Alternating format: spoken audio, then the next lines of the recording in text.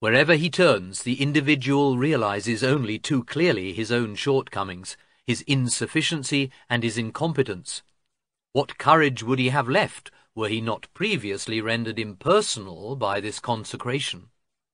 The greatest of all torments harassing him, the conflicting beliefs and opinions among men, the unreliability of these beliefs and opinions, and the unequal character of men's abilities, all these things make him hanker after art. We cannot be happy so long as everything about us suffers and causes suffering. We cannot be moral so long as the course of human events is determined by violence, treachery, and injustice.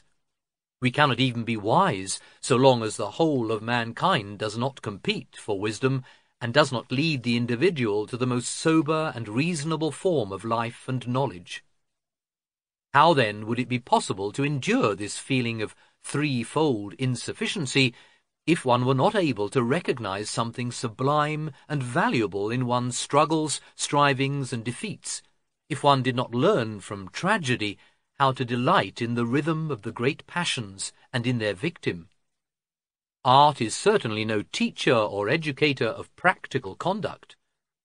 The artist is never in this sense an instructor or adviser. The things after which a tragic hero strives are not necessarily worth striving after.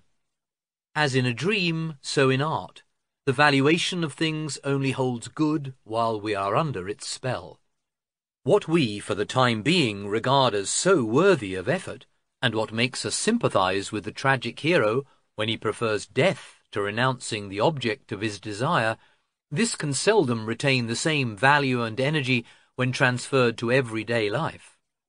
That is why art is the business of the man who is recreating himself.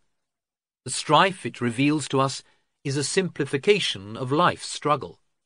Its problems are abbreviations of the infinitely complicated phenomena of man's actions and volitions.